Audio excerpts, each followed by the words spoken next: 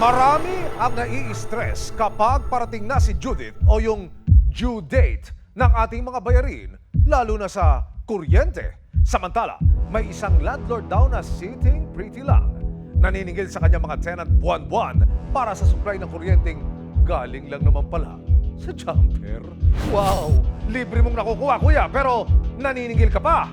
Oras na pong magbayad! Pagpasok nitong taon, marami na ang umaray sa pagtaas ng singil sa kuryente.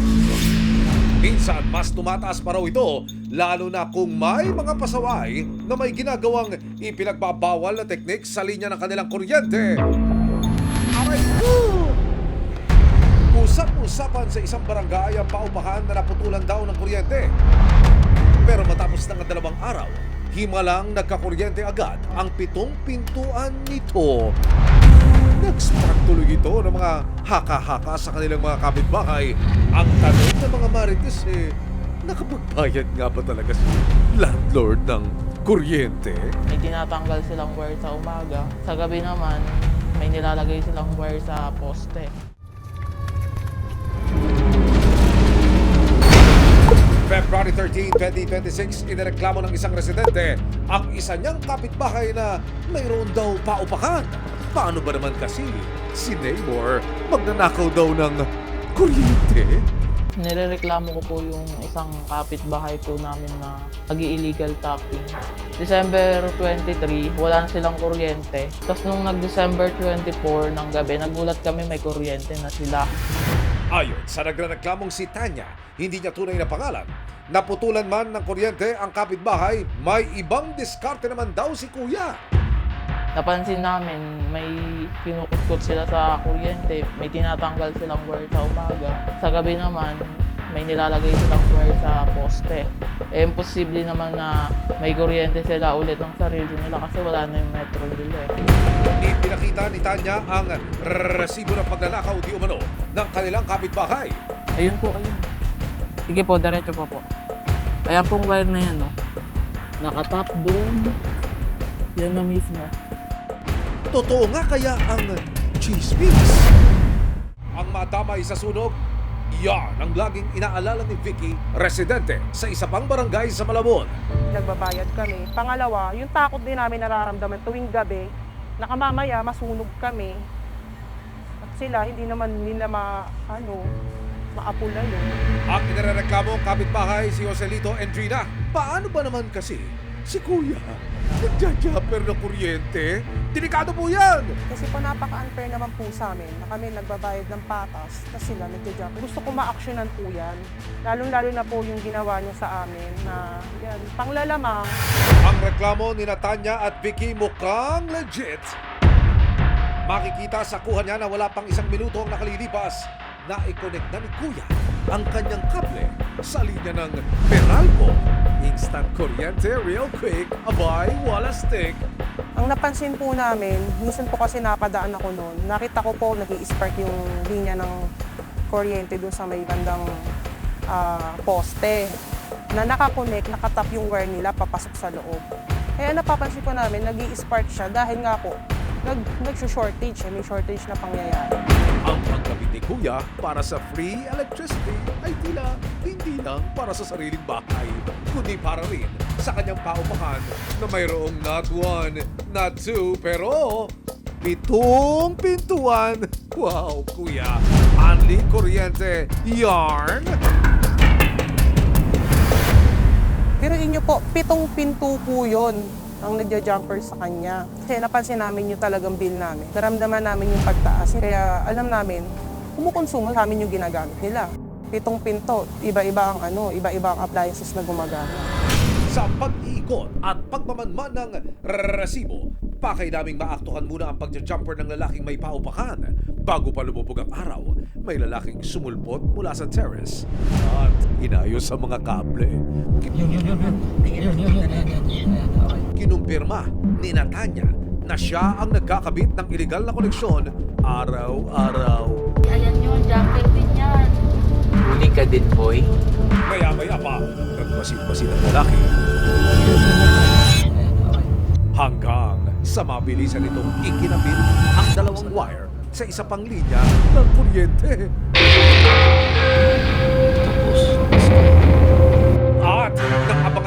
resibo na lumalim ang gabi, aba, may liwanag na ang buhay nila.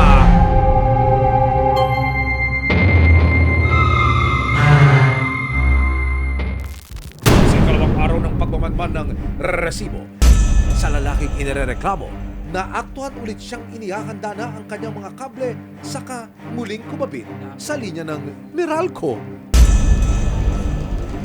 Nakarib ka naman ngayon. Huli. Ayon kay Vicky, bukod daw sa illegal na pagkokonekta ng kuryente ni Kuya, aba, naniningil din siya sa mga tenant niya para sa electricity bill. Sinisil niya pa po yun. Illegal na po yung ano niya eh, naniningil pa siya. Naririnig po namin yung pag-aaway nila ng mga tenant niya. Naniningil siya per pinto ng 500, ang narinig po namin. Pag hindi po siya napagbigyan, yun nagwawala na po siya. Dahil na resibuhan ang pagkakabit ng illegal na koneksyon ng residenteng kinilalang si Joselito and Gina. February 24, 2026, nakipag-ugnayan na ang resibo sa Meralco. Alinsunod po sa feedback na ibinato sa inyo ng mga personnel on the ground, papaanong surveillance at yung actual operation ng isinagawa ng inyong mga tauhan sa ground, sir? Unang-una, we take every report very seriously, Emil. Pag nakakuha kami ng ganyang feedback, antemano, immediately didispatch na namin yung mga monitoring teams. Pag yan ay na-confirm namin na gumagawa ng illegal, magkakaroon na yan ng operasyon. Yeah, kamukha yung ginagawa niya yan. Ayan, halatang halata naman na illegal service, illegal connection na yung ginagawa niya. Nilalagay niya yung buhay niya sa panganib. Bare hands. Opo. Touching bare wires. So, yan pa lang is already an indication na hindi tama yung ginagawa niya, na illegal yung ginagawa niya. At higit sa lahat, nilalagay niya ang sarili niya sa panganib.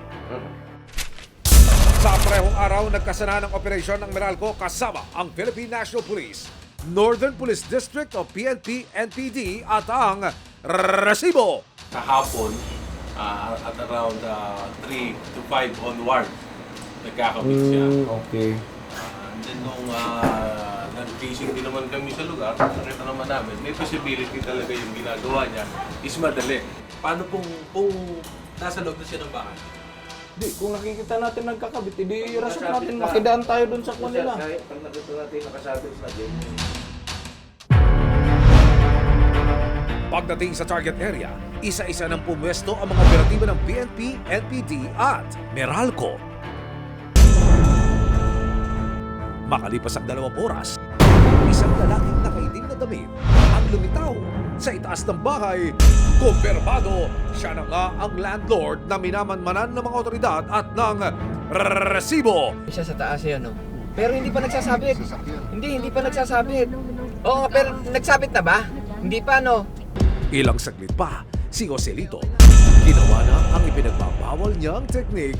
Ayan. Ayun, nagsasabit. Ayun. Hindi, teka muna, hintayin natin yung Meralco. Ayun, nagsasabit na.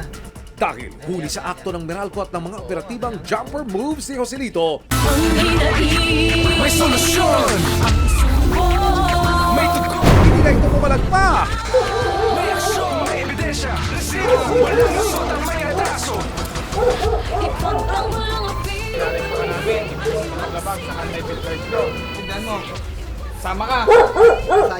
Inakyat na rin ng mga teknisyon ng Meralco ang iligal na mga kawad na isinabit ni Joselito sa kanilang linya. Pero nasabit niya doon sa linya ng Meralco na hindi dumadaan sa kontador. So, ibig sabihin, sir, yan po ay tinatawag na Illegal. Jumper. Nang maglabasan ng ilan sa mga kapitbahay ni Joselito, tuluyan ang sumiklab ang kanilang galit. Sa maloob po namin kasi nagtatrabaho kami para kumita kami para makapagbayad kami ng mga bills namin. Pero yung iba, nagja-jumper tapos di naman nagbabayad ng ayos, nagnanakaw para lang magkaroon ng kuryente. Hindi naman tama yun. Araw-araw din daw silang kakabakaba dahil sa banta ng sunog sa kanilang lugar. Maganda po, nahuli na. Kasi baka pagdating ng araw, mas magkaroon ng sunog, di ba? Ang ilan sa mga nangungupakan kay Joselito, matagal nang natatakot sa ginagawa ng kanilang landlord. Nag-aalala kami. Nangyari nga minsan may nangamoy na dyan. Nangamoy yung wiring tapos pinagtan namin yung bag. Ang alok daw ni Joselito sa kanila noon, 3,000 piso na upa kada buwan kasama na ang kuryente at tubig. Wow! Package deal kumbaga! Ang sabi niya doon, libre tubig, libre kuryente, kaya nalipat kami rin. Nang makapanayam ng resibo si Joselito, takasan niyang inamin ang pagkakabit niya ng iligal na koneksyon sa linya ng Meralco, pero si Kuya, sinisi pa ang kanyang mga tenant. Sa akin lang, talagang ganyan lang ang buhay. Dahil, siyempre, ganyan na nangyari. Okay. Ano to lagi niyong ginagawa, sir? Hindi, bago lang kasi gawa nung naputulan ako, binaon ako nung dati ng upahan dito eh. Oh. Nangupahan sila, tapos libre kuryente na nga sila, tapos gumamit ng binaon nila ako sa, alam mo ibig sabihin? Utang. Eh yan, naharap ng utador ko, anong magagawa ko? Makakarap si Joselito sa kasong paglabag sa RA 7832 o Anti-Pilferage Act of 1994. Oras na mapatulayang nagkasala, pwede siyang makulong ng 6 hanggang 10 taon. Given the weight of the evidence against the perpetrator, malamang sa hindi, we have an airtight case. And the violator will most probably face the full extent of the law. And ito may kasamang pagkakakulong, Emil, at maliban yung multa na kailangan bayaran. Kesa i-risk mo yung buhay mo, kawawa naman ang pamilya mo. Ikaw din mismo. Apo. Pag nahuli ka, nakulong ka, kawawa ka naman. Apo. Ayon sa Bureau of Fire Protection, mula 2024 hanggang 2025, umabot na sa mahigit 7,000 ang naitalang fire incidents o sunog sa buong Metro Manila. Faulty electrical wiring at illegal connection ang nangunguna sa mga dakilan ng pagsiklab ng sunog sa iba't ibang lugar. Sa apoy kasi, pag sa mga saksakan, since overloading nga, may tendency mag-short circuit din siya. Iinit kasi yung wire natin. Pag uminit na yung wire natin, may chance na siyang mag-cause ng apoy. Ayon sa BFP, ang mga iligal na kableng nakadikit sa mga linya ng Meralco o anumang electric distribution company hindi malayong magdulot ng malaking kapakamakan sa isang buong komunidad. Alam naman natin, pagka-jumper, hindi dumadaan sa tamang proseso yan. Ngayon, yung wiring na nagamit natin, maliit, hindi siya akma, may chance na mag-overloading siya. Kaya pagka nag-overloading, doon mag-cause yung apoy. Manakawang ka na raw, wag lang masunugan. Pero hanggang pagnanakaw ng kuryente, ang naging mitya ng mapaminsalang sunog. Patuloy na magbabantay ang resibo.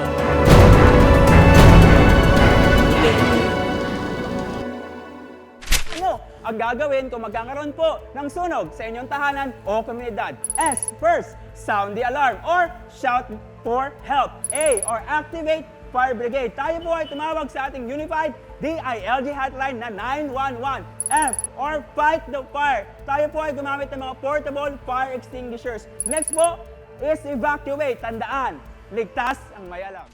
Maraming salamat sa panonood, mga kapuso. Para masundan ang mga reklamong nasolusyonan ng resibo, mag-subscribe lamang sa GMA Public Affairs YouTube channel